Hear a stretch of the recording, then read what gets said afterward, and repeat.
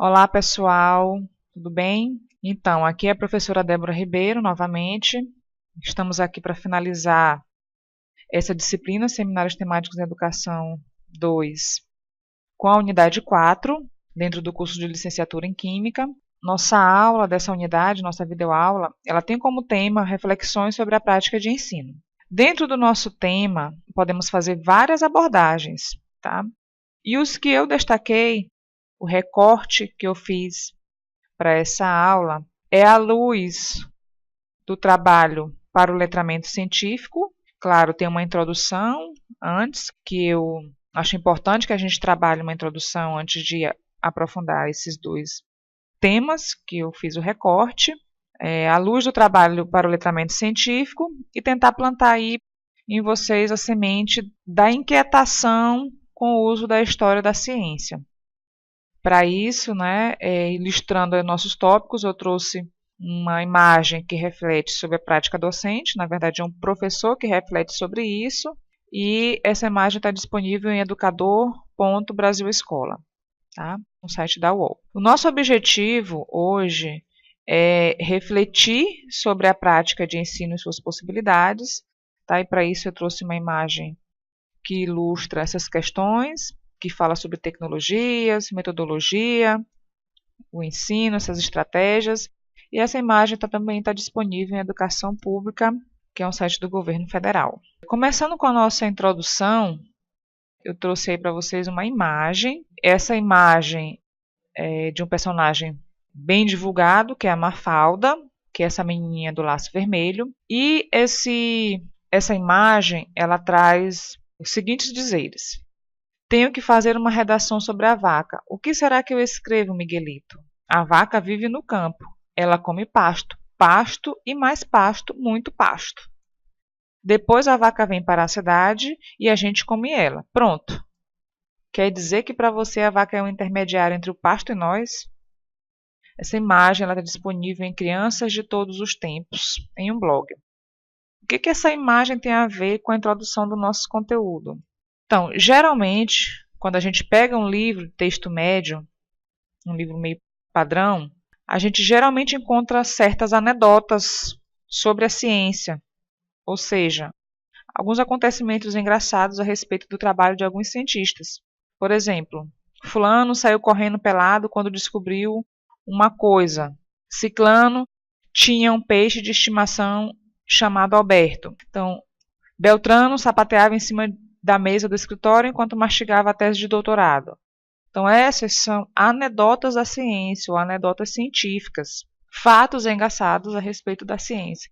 E geralmente esses livros texto, base, eles trazem essa escrita.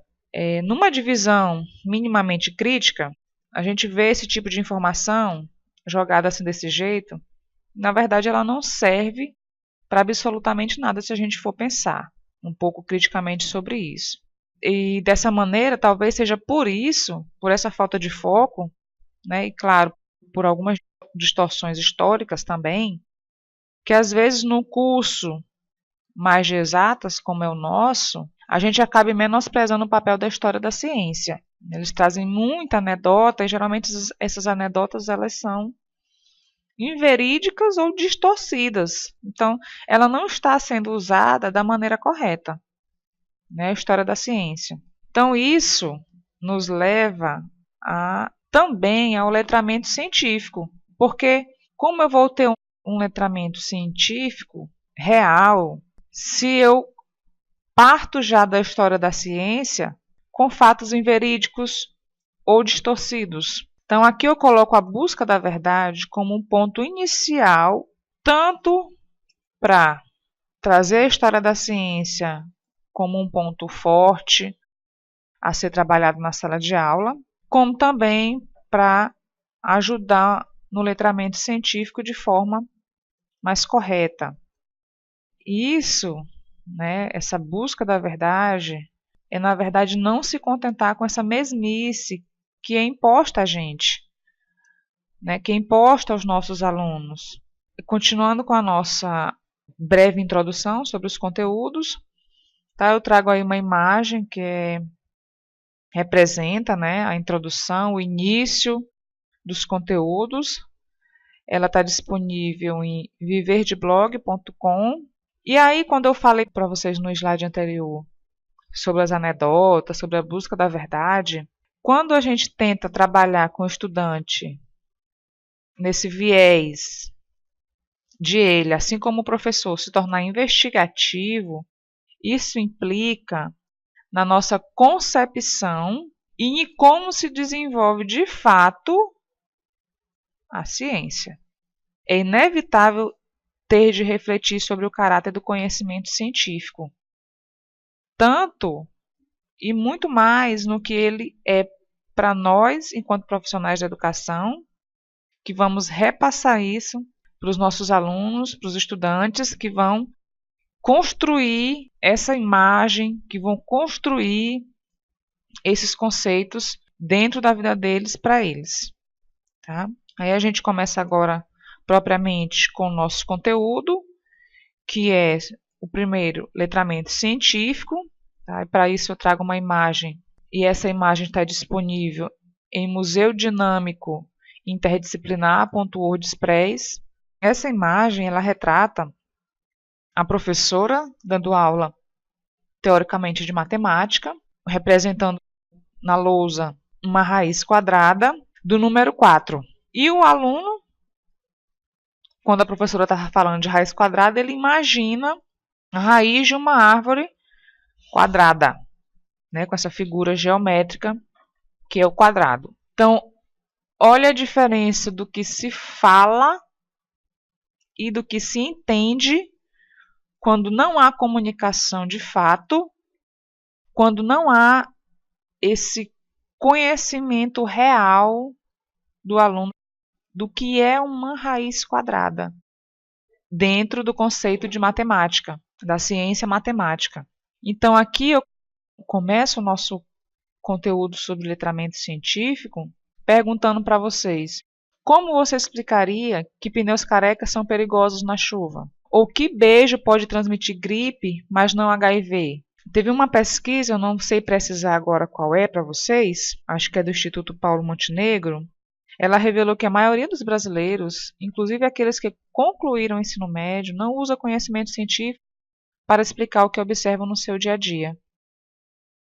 Então, dessa forma, o letramento científico, ele traz essa conexão entre o que eu vejo na academia, o que eu vejo na escola, no ambiente escolar, o que eu aprendo, o que eu retiro dali e o que eu aplico no meu dia a dia. E se eu consigo, de fato, aplicar esses conhecimentos.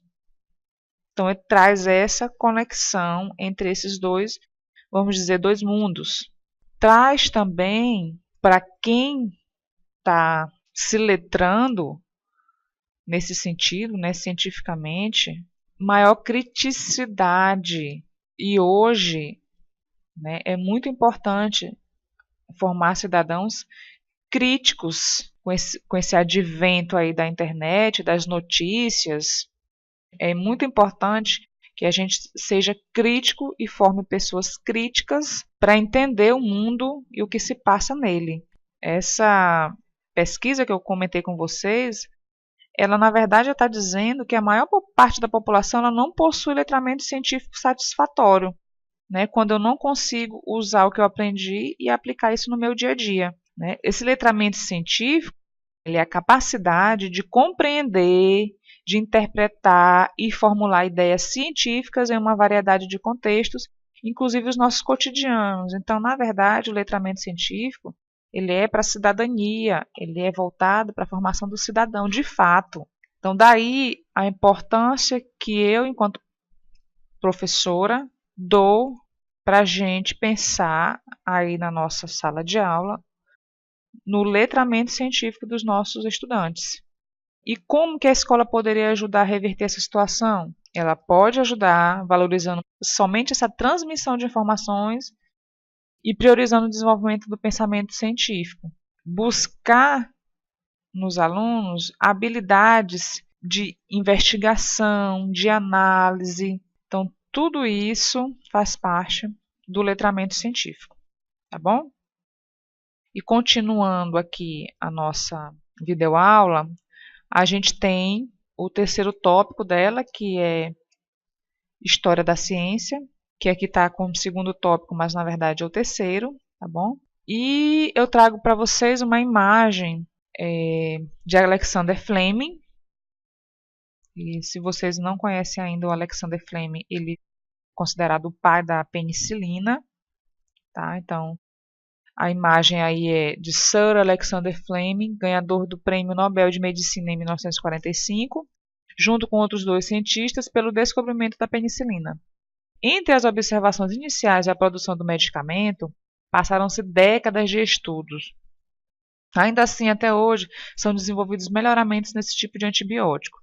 Essa imagem está disponível em universoracionalista.org. O que essa imagem traz para a gente dentro do nosso conteúdo? Vocês perceberam aí, enquanto eu lia a descrição da imagem, que do que ele observou e os colegas, até de fato a produção do medicamento, foram décadas de estudo e até hoje ainda existe melhoramento nesse tipo de antibiótico. Então, de fato, a história, às vezes, da ciência, ela não é contada da maneira real. Ele observou o descobrimento da penicilina e pronto. Descobriu a penicilina, já vai produzir. Na verdade, não é assim. Eu tenho uma história para vocês em relação à história da ciência, ou a necessidade da gente estudar ela, sobre o seguinte. Uma conhecida foi fazer um exame de qualificação e nesse exame de qualificação ela precisou esclarecer alguns pontos históricos do conteúdo que ela estava trabalhando, no sentido de elucidar a teoria clássica, como a teoria clássica do que ela estava estudando foi transformada até chegar no que ela usa hoje, que é a moderna, vamos dizer assim. Então, dessa forma, ela poderia entender melhor a própria teoria, a abrangência, as possíveis falhas que a teoria pode apresentar. Então, a história da ciência, ela serve para isso também.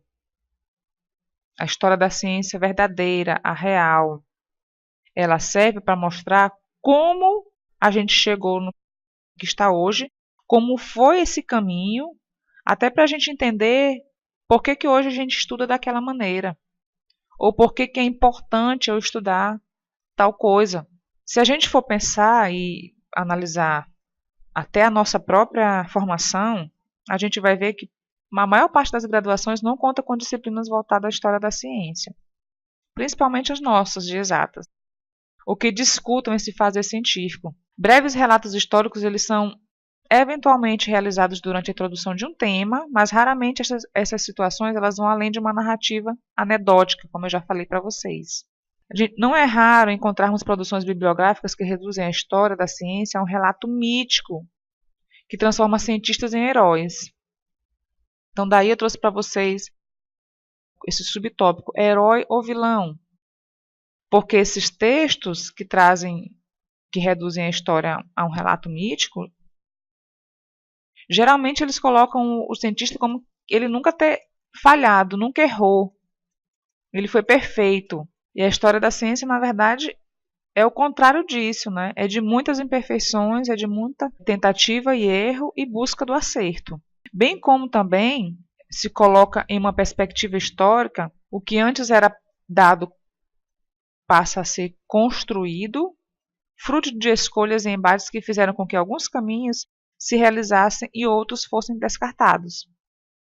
Então, esse outro subtópico que eu trouxe, que é o contexto da época, ele é importante, é a parte da história da ciência, contexto histórico, que mostra que por que tal viés da ciência foi utilizado ou o outro não. Por que tal teoria foi aceita, determinada teoria foi aceita, e outra não foi. Isso se baseia muito nesse contexto histórico, de quando houveram os estudos, a descoberta, enfim. E importante também dentro disso é esse olhar reflexivo, crítico, como eu já falei antes.